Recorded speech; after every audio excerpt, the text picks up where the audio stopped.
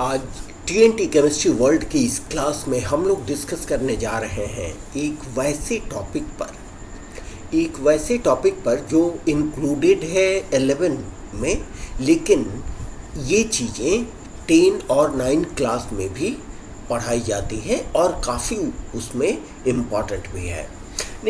निश्चित रूप से ये चीज़ें काफ़ी छोटी हैं, लेकिन व्यवहारिक रूप से किए गए अनुभव के आधार पर कुछ बच्चों में इस तरह के कन्फ्यूजन पाए गए हैं, जिसके कारण मुझे इस क्लास को विशेष रूप से लेना पड़ रहा है। ठीक है, तो आइए देखते हैं। इसमें हम basic concept of chemistry means रसायन विज्ञान की मूलभूत धारणाएं के बारे में आपको चर्चा करने जा रहे हैं, जिसमें हमने हिंदी माध्यम और इंग्लिश मीडियम इस तरह से वीडियो बनाया है जिससे दोनों मीडियम के बच्चे इसको पढ़ के समझ सकते हैं और नोट्स इसमें बने बनाए नोट्स का स्टडी कर सकते हैं। तो सबसे पहले देखें कि इसमें हम पढ़ने क्या जा रहे हैं। अध्ययन हेतु वस्तु में हम क्या करने जा रहे हैं। ठीक है, सबसे पहले इसमें आयतन और उसकी इकाई।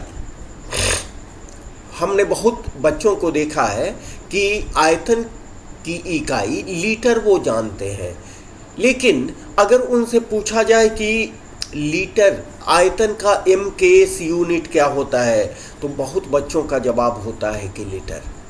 ठीक है, मैं ये नहीं कहता हूँ कि आप नहीं जानते हो, लेकिन मैं चाहता हूँ कि साइंस या केमिस्ट्री रसायन विज्ञान का जो अध्ययन है वो सभी बच्चों तक पहुँचे, सभी बच्चे इस चीज़ को समझें। ठीक है, इसलिए आप अगर जानते हो तो स्किप करके आगे बढ़ो। इसमें आयतन, घनत्व, तापक्रम की इकाई के बारे में कुछ डीपली डिस्कशन करके एक्सप्लेनेशन दिया गया है, तो इस चीज़ को आप ज़रूर देखें और अपने दोस्तों तक भी पहुंचाएं। और अगर इस चैनल को आपने सब्सक्राइब नहीं किया है तो ज़रूर करें और इस चैनल को अपने जितने दोस्तों तक हो सके ज़रूर पहुंचाएं, ताकि इसका फ़ायदा सबों को मिल सके। ठीक है, चलिए सबसे पहले देखेंगे आयतन और इकाई और उनके यूनिट क्या है। इकाई, आयतन क्या है, इकाई क्या है उसका। इकाई अलग अलग पद्धतियों में क्या है, सेंटीमीटर में क्या होता है, डेसीमीटर में क्या होता है, मिलीलीटर क्या होता है, मीटर क्यूब कैसे कैलकुलेट करते हैं, इन सबों के बारे में जानकारी हम यहाँ लेंगे। इसके बाद एक फ्लोसीट, एक वैसा फ्लोसीट का मतलब कि एक ही जगह हर इकाइयों को दिखाया गया है और ये बताया गया है कि ये एक दूसरे से कैसे संबंधित है, how they are related, mutually related. ठीक है, उसके बाद आयतन घनत्व संबंध के बारे में हम लोग डिस्कस करेंगे। ठीक है, उसके बाद डिफरेंट टाइप्स ऑफ टेम्परेचर्स और उनके यूनिट्स, इकाई, अलग अलग तापमान के मापन का अध्ययन करेंगे, उनके इकाई का अध्ययन करेंगे, उनका अंतर परिवर्तन किस तरह से एक तापक्रम को दूसरे तापक्रम में, दूसरे इकाई के तापक्रम में हम कैसे परिवर्तित कर सकते हैं, how to convert temperature of one unit to another, इसका भी हम स्टडी करेंगे इस क्लास में। ठीक है, उसके बाद न्यूमेरिकल्स क्वेश्चंस बनाएंगे। ठीक है, उसके बाद कुछ मिसलेनियस क्वेश्चन पर हम लोग इन्हीं बीच में डिस्कशन करेंगे। ठीक है, तो आइए शुरू करते हैं आज का ये क्लास। आज की इस क्लास में सबसे पहले हम देखते हैं वॉल्यूम, आयतन। आयतन क्या होता है। आयतन का जो मापक लिया गया है वो मापक होता है एक क्यूब। एक क्यूब होता है, एक घन होता है, जिसका फिगर, जिसका चित्र अभी आपके स्क्रीन पर दिया जा रहा है। ये रहा आपका एक घन। ठीक है, तो इस घन का जो आयतन होता है, इस घन का जो आयतन है वो हम कैसे कैलकुलेट करेंगे? आयतन का सूत्र क्या होता है? आयतन का सूत्र क्या होता है भाई? Means volume. आयतन means volume. Volume is equal to क्या होता है? भुजा का स्क्वायर। भुजा का स्क्वायर, भुजा का स्क्वायर, जिसको इंग्लिश में हम लोग साइड कहते हैं, साइड का स्क्वायर। अब साइड क्या है देख ले। ये जो किनारा आप देख रहे हो, ये देखिए, ये एक किनारा हुआ, ये एक किनारा हुआ, ये दूसरा किनारा हुआ।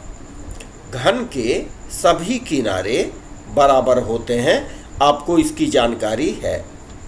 ठीक है, ये दूसरा किनारा हुआ और ये देखिए, ये तीसरा किनारा हुआ,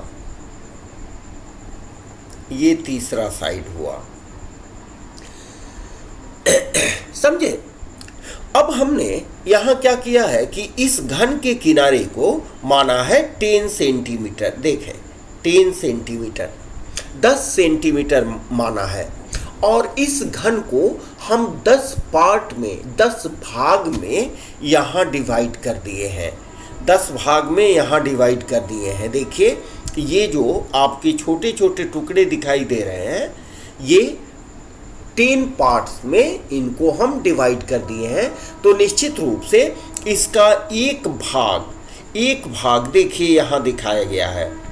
इसको जब 10 भाग में हमने डिवाइड कर दिया है, 10 भाग में डिवाइड कर दिया है, तो ये देखिए एक भाग 1 सेंटीमीटर का आपको यहाँ दिखाया गया है एरो मार्क से। समझे? तो इसका आयतन क्या हो जाएगा? इसके भुजा को हमने मान लिया ए मान लिया। ठीक है, ए मान लिया, तो आयतन क्या हो जाएगा? आयतन इज इक्वल टू भुजा का, सॉरी नॉट स्क्वायर, ये की होगा बच्चों। ठीक है, ये क्यूब होगा, तो ये हो गया आपका ए क्यू। ठीक है, ए क्यू हो गया। अब क्या किए हम? देखिए, इसके एक साइड को हमने माना है 10, तो आयतन क्या हो जाएगा? 10 सेंटीमीटर माना है, 10 centimetre into 10 centimetre into 10 centimetre. जब भी हम लिखें, जब भी लंबाई के इकाई को लिखें तो उसकी लंबाई के वैल्यू को लिखें तो संख्या के साथ साथ, ये 10 हुई संख्या और cm हुआ यूनिट, संख्या के साथ साथ उसकी इकाई को जरूर लिखेंगे। तो ये हमारा आया 3 10 से गुना करेंगे तो आएगा 1000, और 3 सेंटीमीटर को गुना करेंगे तो आएगा सेंटीमीटर क्यूब। ठीक है, सेंटीमीटर क्यूब। इसी 1000 सेंटीमीटर क्यूब को हम कहते हैं 1 लीटर। 1 लीटर इंग्लिश में भी आप आसानी से इसको लिख सकते हो 1 लीटर। ठीक है, 1 लीटर आप लिख सकते हैं। ठीक है, 1 लीटर लाइक दिस, इंग्लिश वाले बच्चे भी लिख सकते हैं। समझे? ये हुआ 1 लीटर। अब देखिए, इसको अगर डेसीमीटर में आप निकाल रहे हो तो 10 सेंटीमीटर बराबर होता है 1 डेसीमीटर। 10 सेंटीमीटर बराबर 1 डेसीमीटर। तो आप ये सेंटीमीटर के बदले क्या रखेंगे? डेसीमीटर। तो ये हो जाएगा 1 decimetre into 1 decimetre into 1 decimetre is equal to क्या हो जाएगा? 1 का क्यूब 1 होगा और डेसीमीटर का क्यूब करेंगे तो 1 डेसीमीटर। इसका मतलब कि 1 लीटर 1 डेसीमीटर क्यूब के बराबर होता है। ठीक है, ये 1 लीटर 10 सेंटीमीटर बराबर 1 डेसीमीटर। तो 10 सेंटीमीटर लेके हम आयतन निकालेंगे, तो 10 centimetre into 10 centimetre into 10 centimetre is equal to 1000 centimetre cube. अब 10 सेंटीमीटर बराबर 1 डेसीमीटर। ठीक है, तो 1 डेसीमीटर गुने 1 डेसीमीटर गुने 1 decimetre is equal to 1 decimetre cube. ठीक है, और 1 डेसीमीटर क्यूब ये कितने के बराबर हुआ? ये हो गया, इसको इंग्लिश में देख लें, 1 लीटर के। आप यहाँ से लीटर लिख लो, समझे? अब देखिए, अब यहाँ देख रहे हैं, यहाँ एक छोटा सा, देखिए छोटा सा क्यूब बनाया गया है। ध्यान से देखें आप, छोटा सा क्यूब बनाया गया है। इसको देखें, इसको थोड़ा बड़ा बना के हम देखते हैं। इसको बड़ा बना के थोड़ा देखिए, ये क्यूब हम बना रहे हैं। ठीक है, ये रहा आपका क्यूब। ये देखिए, ये क्यूब बन गया। ठीक है, अब ये जो डिस्टेंस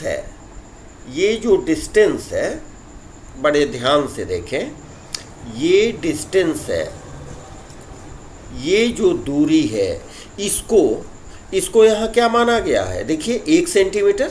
इसके एक छोटे पार्ट को दिखाई दे रही है, रेड से हम टिक किए हैं, छोटे पार्ट को यहाँ हमने दिखाया है, समझे? तो ये हो गया आपका 1 सेंटीमीटर। तो इसकी तीनों भुजाएं, 3 साइड्स भी हो जाएंगे 1 सेंटीमीटर। ये भी हो जाएगा आपको 1 सेंटीमीटर। ठीक है, तो इसका आयतन क्या हो जाएगा? इसका आयतन क्या हो जाएगा? इसका आयतन क्या हो जाएगा? ये हो जाएगा 1 into 1 into 1 is equal to 1 centimetre cube. 1 centimetre cube. बात समझ में आ रही है? इसी 1 सेंटीमीटर क्यूब को हम बोलते हैं 1 मिलीलीटर। 1 सेंटीमीटर क्यूब को हम बोलते हैं 1 मिलीलीटर। ठीक है, तो यहाँ पर आप देखो, यहाँ पर देखें कि 1 सेंटीमीटर क्यूब बराबर होता है 1 मिलीलीटर। ठीक है, तो 1000 सेंटीमीटर क्यूब बराबर कितना हो जाएगा? 1000 मिलीलीटर। 1000 मिलीलीटर, और ये बराबर होगा 1 लीटर के। ये बराबर होगा 1 लीटर के। ये बराबर होगा 1 लीटर के। समझ में आ रही है बात? देखिए 1000 सेंटीमीटर क्यूब ये बराबर हुआ 1000 माने 1000 मिलीलीटर के। क्यों? क्योंकि 1 सेंटीमीटर क्यूब बराबर होता है 1 मिलीलीटर। तो 1000 सेंटीमीटर क्यूब बराबर होगा 1000 मिलीलीटर। ठीक है, और 1000 सेंटीमीटर बराबर होता है 1 लीटर। तो 1 लीटर बराबर 1000 मिलीलीटर बराबर 1000 माने 1000 सेंटीमीटर क्यूब। 1000 centimetre cube. अगर मीटर क्यूब में हम लेते हैं तो 1 लीटर बराबर होता है 1 लीटर बराबर होता है 10 टू द पावर माइनस माने 10 का घात -3 -3 मीटर क्यूब, 10 का घात -3 मीटर क्यूब। ठीक है, इन सबों को एक साथ फ्लो शीट में तुलनात्मक अध्ययन के लिए अलग अलग इकाइयों में लीटर के मान का तुलनात्मक अध्ययन कॉम्पैरेटिव स्टडी के लिए यहाँ एक फ्लो शीट हमने बनाया है। आइए उसको देखते हैं। ठीक है, जो चीज़ें आप अभी देखे हो उसी का फ्लो शीट है। यहाँ देखिए वॉल्यूम, यहाँ हिंदी इंग्लिश दोनों में लिखा गया है। वॉल्यूम इज इक्वल टू क्या होता है, ए क्यू। ए क्या है, घन की भुजा है जिसको इंग्लिश में साइड ऑफ द क्यूब कहते हैं। ठीक है, यहाँ पर ये भी ध्यान दें कि यूनिट को भी क्यूब में दिखाया गया है लिख के। ये इसलिए दिखाए हैं ताकि आप थोड़ा समझ सकें, थोड़ा इस पर जोर दे के समझें कि ये लिखा गया है यहाँ पर अलग अलग इकाइयों में, अलग अलग इकाइयों का प्रयोग किया गया है। इसीलिए AQ के बगल में हम यूनिट मीन्स इकाई का घात 3, यूनिट क्यूब का मतलब इकाई का घात 3 का प्रयोग यहाँ किया गया है। ए का मान हुआ घन की एक भुजा। देखिए यहाँ हमने दिखाया है, ये हुई आपकी घन की एक भुजा। समझ रहे हैं? अब देखिए, अब ये आयतन की सामान्य इकाई होती है, कॉमन यूनिट होता है जिसको बोलते हैं लीटर। और लीटर का मतलब क्या होता है, लीटर का मतलब होता है वैसे 10 वैसे क्यूब, वैसा घन, वैसा क्यूब जिसका एक भुजा की लंबाई है 10 सेंटीमीटर, 10 सेंटीमीटर भुजा वाले घन का आयतन। इसका मतलब इंग्लिश में volume of cube with side of 10 centimetre. समझ गए? ये इसका स्टैंडर्ड है, मापक है। अब देखें, इस लीटर को अलग अलग इकाई में अलग अलग तरह से हम यहाँ एक्सप्रेस किए हैं, व्यक्त किए हैं। तो यहाँ देखिए सेंटीमीटर में क्या होता है, अगर भुजा की लंबाई हमने क्या मानी है, देखिए क्या मानी है, 10 सेंटीमीटर, 10 सेंटीमीटर माना गया है। ठीक है, तो आयतन क्या हो जाएगा बच्चों, देखो 10 सेंटीमीटर गुने 10 सेंटीमीटर गुने 10 सेंटीमीटर। तो 10 में 3 बार 10 को गुना करेंगे तो आपको मिलेगा 1000 और सेंटीमीटर क्यूब। ठीक है, इसी को 1000 सेंटीमीटर क्यूब, 1000 सेंटीमीटर का घात 3, इसको हम लिख सकते हैं 10 का घात 3 सेंटीमीटर क्यूब। ठीक है, यहाँ 3 सुनना है तो 10 का पावर 10 के ऊपर हम 3 घात दे दिए हैं। ठीक है, अब देखिए, चूंकि 1 सेंटीमीटर क्यूब बराबर होता है 1 मिलीलीटर, 1 सेंटीमीटर क्यूब बराबर 1 मिलीलीटर। तो मिलीलीटर में जब प्रेजेंट करते हैं, हम मिलीलीटर में व्यक्त करते हैं, तो क्या करते हैं, 1 सेंटीमीटर के बदले 1 मिलीलीटर, तो 1000 सेंटीमीटर क्यूब के बदले क्या लिखेंगे, 1000 मिलीलीटर। समझ में आ रही है बात? समझ रहे हैं? यहां देखें, 1 सेंटीमीटर क्यूब बराबर 1 मिलीलीटर, तो 1000 सेंटीमीटर क्यूब बराबर 1000 मिलीलीटर। ठीक है, ये दोनों इक्वल होगा किसके, ये दोनों इक्वल होगा किसके, ये इक्वल होगा 1 लीटर के, 1 लीटर के। समझे बात? अब डेसीमीटर में देखें, डेसीमीटर में देखिए, यहाँ डेसीमीटर में 10 सेंटीमीटर बराबर 1 डेसीमीटर। यहाँ फिगर में, चित्र में आपको दिखाया गया है, देखिए 10 सेंटीमीटर बराबर 1 डेसीमीटर। तो जहाँ हम 10 सेंटीमीटर, जहाँ 10 सेंटीमीटर हमने लिखा है, देखिए 10 सेंटीमीटर गुने 10 सेंटीमीटर गुने 10 सेंटीमीटर, वहाँ पर आप क्या लिखो, 1 से 1 decimetre, 1 decimetre into 1 decimetre into 1 decimetre. 1 decimetre को 3 बार मल्टीप्लाई करें तो आपका क्या आएगा, 1 डेसीमीटर क्यूब, जो बराबर होगा आपके 1 लीटर के। ठीक है, तो 1000 मिलीलीटर, 1000 मिलीलीटर किसके बराबर होगा, 1 डेसीमीटर क्यूब के। अब देखें एमकेएस यूनिट में वॉल्यूम का, आयतन का यूनिट, ये अर्थात इकाई होती है मीटर क्यूब, मीटर क्यूब।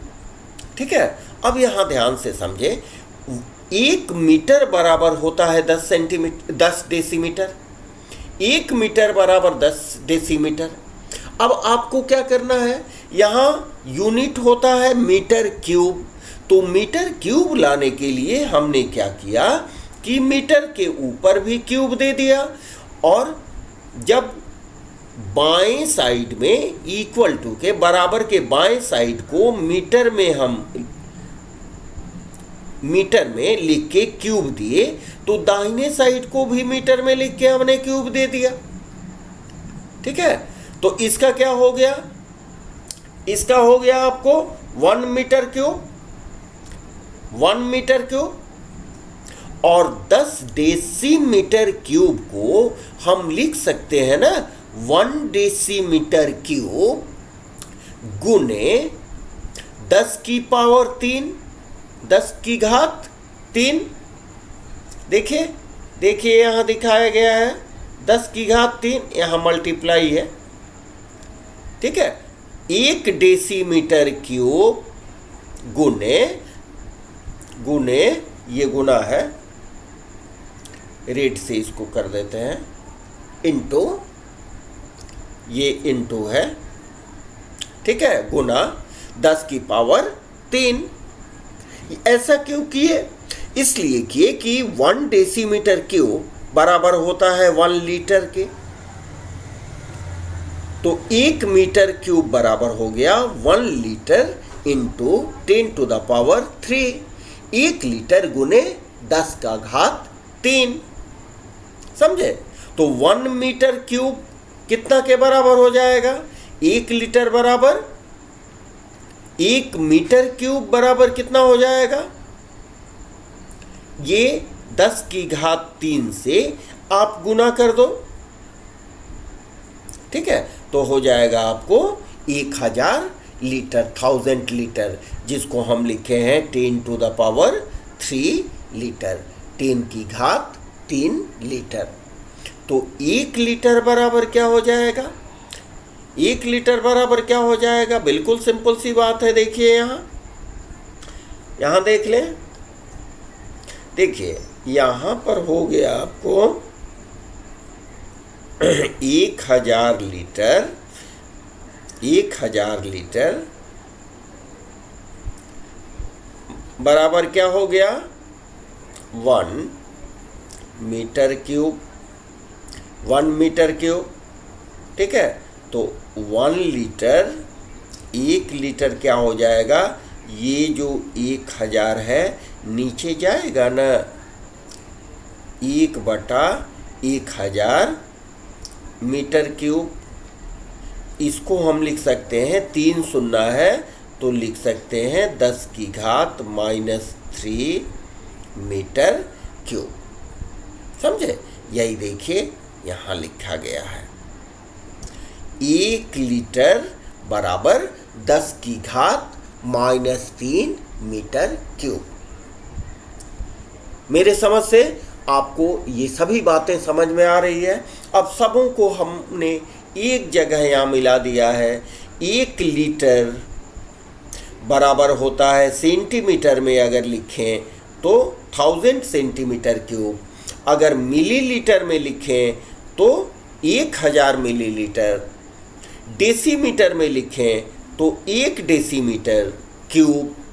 और मीटर में लिखें तो 10 की घात -3 metre cube, that is 10 to the power -3 metre cube. तो 1 लीटर बराबर होता है 1000 सेंटीमीटर क्यूब के, या 1000 मिलीलीटर के, या 1 डेसीमीटर क्यूब के, या 10 to the power -3 metre cube के। ठीक है, समझ रहे हैं बात। अब आप इस चार्ट की मदद से आप आसानी से, अगर आप ठीक से पढ़ लिए तो कभी आपको कोई कंफ्यूजन नहीं होगा। ठीक है, चलिए अब देखते हैं थोड़ा घनत्व के बारे में हम लोग बात करें। घनत्व मीन्स डेंसिटी। डेंसिटी क्या होता है? डेंसिटी क्या होता है? किसी पदार्थ के इकाई आयतन में किसी वस्तु की जो मात्रा उपस्थित होती है उसी को हम कहते हैं उस वस्तु का घनत्व। इकाई आयतन में उपस्थित मात्रा, that means the amount of mass present per unit volume of a substance is called density of that substance. ठीक है, डेंसिटी बहुत साधारण चीज है, लेकिन अच्छे लंबे कैलकुलेशन में इसका बहुत महत्व होता है। ठीक है, कैसे होता है हम कुछ एग्जाम्पल देके भी आपको उसको बताएंगे। देखिए, डेंसिटी मीन्स घनत्व। किसी पदार्थ की इकाई आयतन में उपस्थित द्रव्यमान को उस वस्तु का घनत्व कहते हैं। इंग्लिश में the amount of mass present per unit volume is called density of that substance. Density को हम मैथमेटिकली, गणितीय भाषा में कैसे हम लिखते हैं? डेंसिटी बराबर द्रव्यमान बटा आयतन। इंग्लिश में इसको लिखेंगे मास बाई वॉल्यूम। आप ऐसे करो, मास बाई वॉल्यूम, जहां m क्या हो गया? द्रव्यमान या मास, और v क्या हो गया? आयतन या वॉल्यूम। तो इसके आधार पर हम देखें कि इसका इकाई क्या क्या होगा। इसका इकाई क्या क्या होगा? अगर हम बात करें SI यूनिट की, SI यूनिट में अगर डेंसिटी की इकाई की बात करें तो मास, द्रव्यमान का SI यूनिट क्या होता है? Kilogram, KG. और आयतन का क्या होता है? Metre cube. ठीक है, तो डेंसिटी का SI यूनिट किसका? घनत्व का। यहां देखिए, घनत्व का SI यूनिट। SI यूनिट क्या होगा? कैसे करते हैं इसको? केजी तो ऊपर में है तो केजी रहने दो भाई। मीटर क्यूब ऊपर गया तो क्या हो गया? मीटर के ऊपर घात -3। ठीक है, SI यूनिट में घनत्व का, SI पद्धति में घनत्व का यूनिट अर्थात इकाई हो गया किलोग्राम मीटर की घात -3। इसको हिंदी वाले भी इंग्लिश में ही लिखें तो आपको सुविधा होगी। ठीक है, अब देखें, अगर इसी को आप CGS यूनिट में लिख रहे हो, इसी को इसको A कहें, B देखें CGS यूनिट में। CGS क्या होता है? मतलब हमने पहले वीडियो में इसको बताया है। CGS में centimetre gram second unit, second इकाई में। इसमें क्या होगा? देखिए, द्रव्यमान का मात्रक क्या होता है CGS यूनिट में? ग्राम होता है। ये सबको इंग्लिश में ही आप पढ़ो। ठीक है, और यहाँ आयतन का CGS यूनिट में क्या होता है? सेंटीमीटर की पावर क्यूब 3। तो क्या होगा? ग्राम ऊपर में ही है, तो इसको ग्राम लिखें, सेंटीमीटर क्यूब को ऊपर ले जाएं तो सेंटीमीटर माइनस क्यूब लिखें। आपको ये बता दें कि आप सभी हिंदी में लिख रहे हैं तो कुछ शब्दों को इंग्लिश में लिखें, तो ऐसा नहीं कि आपके मार्क्स कटेंगे, आपके अंक काटे जाएंगे, नहीं, ऐसी बात नहीं है। एग्जामिनर को भी खुशी होगी, ठीक है, क्योंकि हिंदी में लिखने में भी आपको देर लगेगा। ग्राम के बदले आप ऐसे भी लिख सकते हैं, ग्राम सेंटीमीटर माइनस क्यूब, समझे। ये देखिए, ये आपकी इकाई हो गई, किस में हो गई, ये हो गई सीजीएस यूनिट में, सीजीएस सिस्टम में, समझे। अब देखिए इसमें सी में देते हैं इन मिलीलीटर, इन मिलीलीटर, मिलीलीटर में क्या हो जाएगा, देखिए मिलीलीटर में ग्राम तो वही रहेगा, घनत्व की इकाई ग्राम तो वही रहेगी, सेंटीमीटर क्यूब, सेंटीमीटर क्यूब बराबर क्या होता है, सेंटीमीटर क्यूब बराबर होता है 1 मिलीलीटर। तो सेंटीमीटर क्यूब के बदले आप रख दो मिलीलीटर, तो क्या हो जाएगा, ग्राम बाई मिलीलीटर तो लिख चुके हैं हम, तो मिलीलीटर को ऊपर जाने दीजिए, तो इसको ऐसे लिखेंगे। इसको देखिए, एक और तरीका है, आप जानते हो, ग्राम के बदले जी लिखे पर मिलीलीटर, ठीक है। आप दोनों का मतलब एक हुआ, दोनों का मतलब एक हुआ, आप ये लिखें या फिर इसको लिखें, दोनों का सेम मीनिंग होता है, बात समझे। अब देखिए, अब थोड़ा सा यहां देख लें कि डेंसिटी का महत्व क्या है, ये भी देख लें, ठीक है। डेंसिटी का महत्व क्या है ये भी देख लें। सपोज करें, मान लें कि आपको किसी सवाल में, किसी आंकिक प्रश्न में आपको दिया गया है 1 लीटर आपको दिया गया है।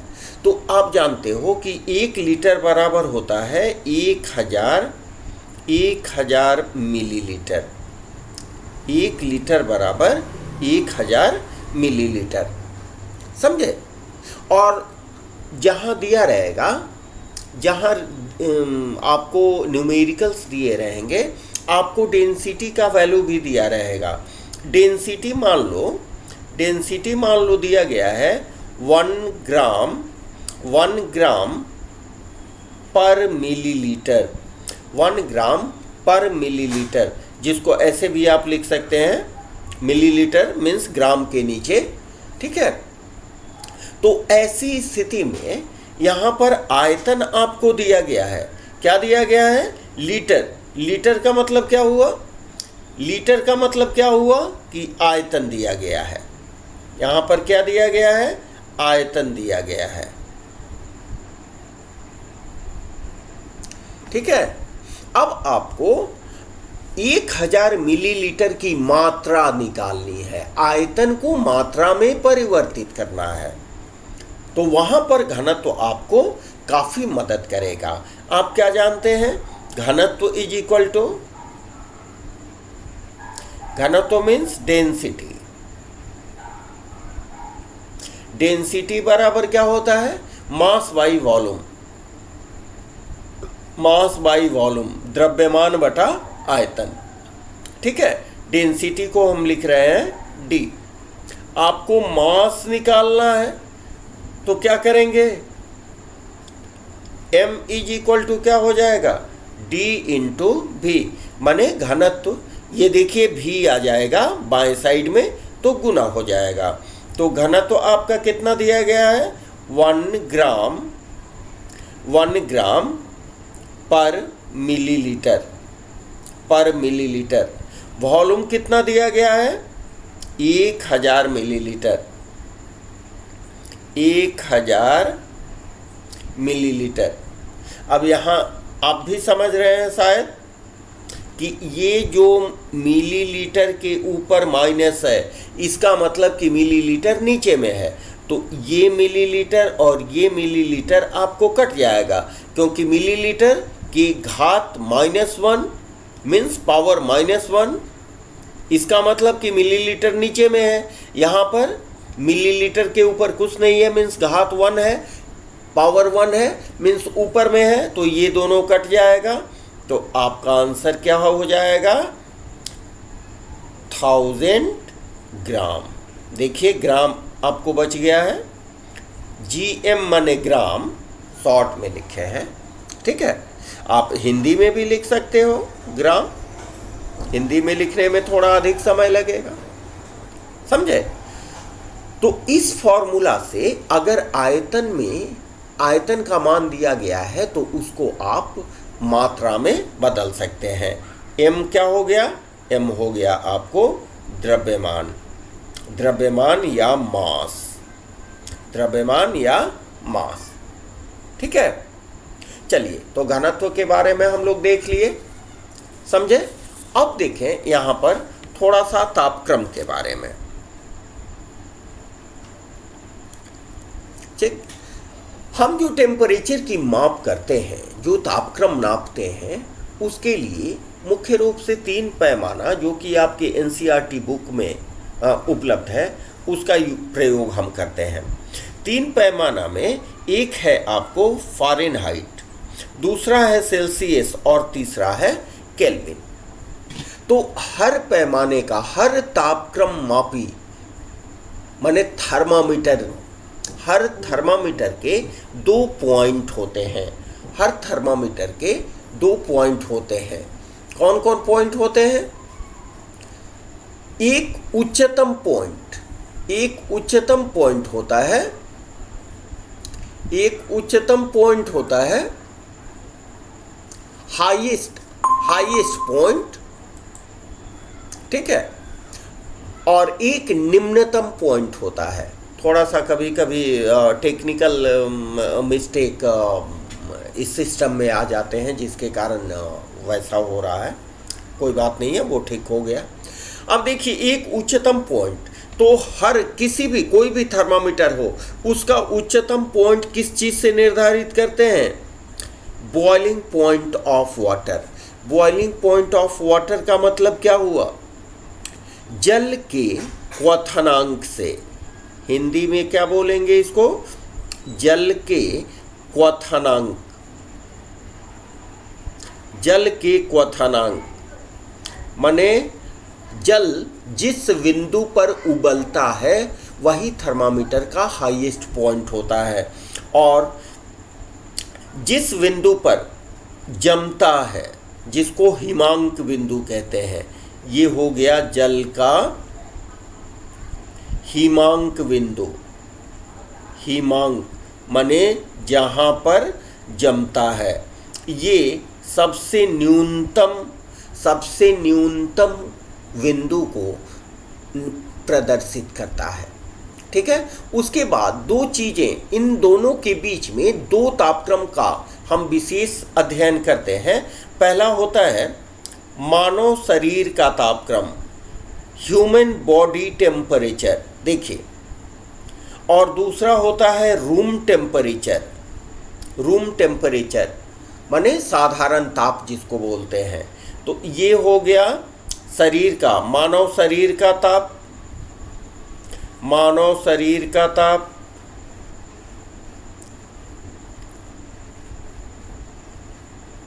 ठीक है। और एक हो गया आपको, ये देखिए 77 डिग्री फ़ारेनहाइट, ये हो गया रूम टेम्परेचर, मीन्स कमरे का ताप, कमरे का ताप,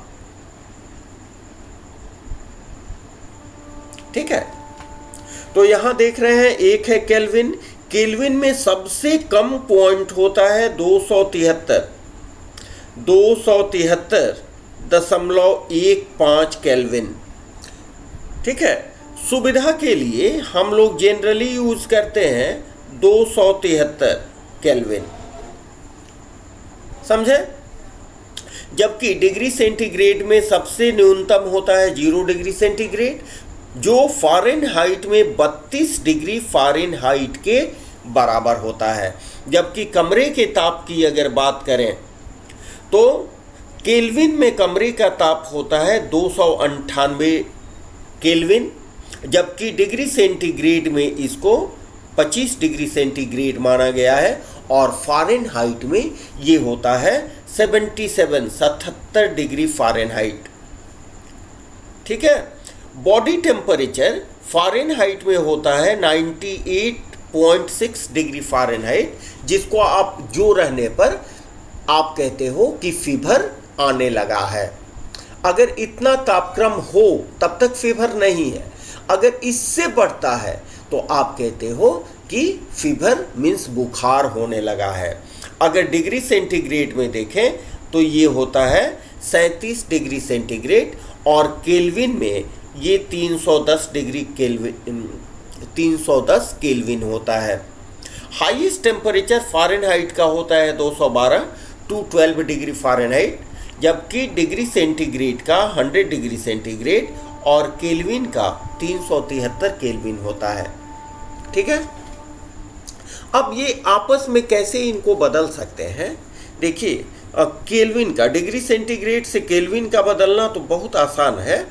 जैसे एक एग्जांपल हम लोग लें, मान लीजिए आपके सामने यहाँ दिया गया है 25 डिग्री सेंटीग्रेड, तो केल्विन में क्या करें, जितना डिग्री सेंटीग्रेड दिया गया है उसको 273 उसमें जोड़ दें। तो अगर 25 डिग्री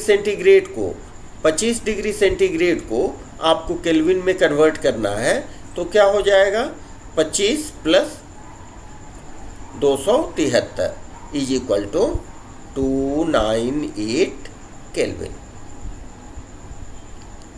298 केल्विन, जिसको कमरे का ताप कहते हैं। इसके लिए जो फॉर्मूला यूज करते हैं, अगर डिग्री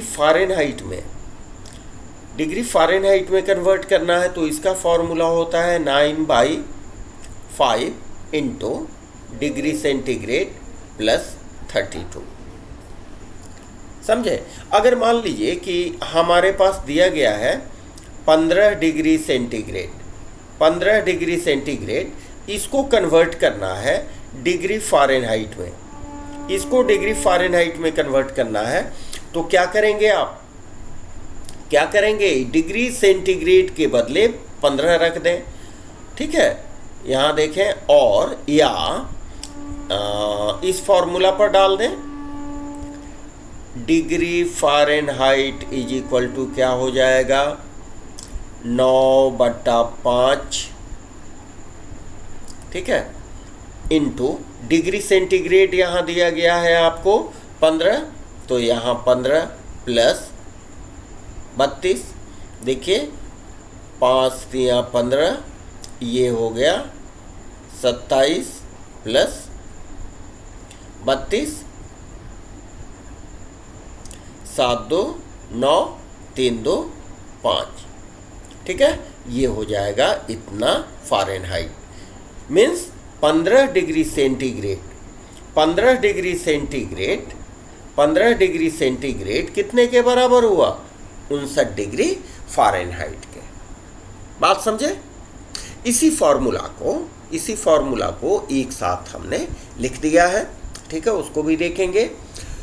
और तापमापी क्या है उसके बारे में भी थोड़ी सी हम लोग यहाँ देख लें। देखिए, तापक्रम मापी के उच्चतम एवं निम्नतम ताप का निर्धारण जल के क्वथनांक और हिमांक बिंदु से किया जाता है। इसका मतलब ये हुआ, इंग्लिश में the maximum and minimum temperature of scales are calculated on the basis of boiling point and freezing point of water.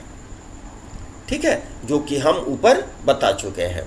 अब इसका फॉर्मूला देखिए, फॉर्मूला भी आपके सामने है। ये degree Fahrenheit is equal to 9/5 into degree centigrade plus 32। समझे? अब इस फॉर्मूला के आधार पर देखिए, छोटा छोटा सवाल है, 9 10 11 सबके लिए किसी चीज़ को छोटा नहीं समझना चाहिए, सीखो। ठीक है, यहाँ क्या दिया गया है, रूम टेम्परेचर आपको दिया गया है 25 डिग्री सेंटीग्रेड, उसको फ़ारेनहाइट में आपको परिवर्तित करना है। कैसे आप करेंगे, कैसे करेंगे इसको, very simple. Degree Fahrenheit is equal to क्या होता है, 9/5 इंटू डिग्री सेंटीग्रेड प्लस 32। ठीक है, तो ये हो गया 9/5 इंटू 25 डिग्री। साधारण ताप कितना को कहते हैं, 25 डिग्री सेंटीग्रेड को। तो यहाँ पर आप 25 डाल दो, 25 प्लस 32, तो 5 पचे 25, कितना हो गया, 9 पचे 45 प्लस 32 कितना हो गया, 5 2 7 4 3 7 डिग्री फ़ारेनहाइट। समझे? तो देखिए आपका डिग्री सेंटीग्रेड में कितना था, 25 डिग्री सेंटीग्रेड, फ़ारेनहाइट में कितना हुआ, 77। आइए देखते हैं, देखिए इसको, देखिए 25 डिग्री सेंटीग्रेड, ठीक है, फ़ारेनहाइट में कितना, 77। चलिए, बहुत सिंपल सी बात है। यहाँ भी डिग्री सेंटीग्रेड दिया गया है शरीर के ताप को, ठीक है। तो डिग्री फ़ारेनहाइट में कन्वर्ट करने के लिए क्या करेंगे, 9/5 इंटू 37 प्लस 32,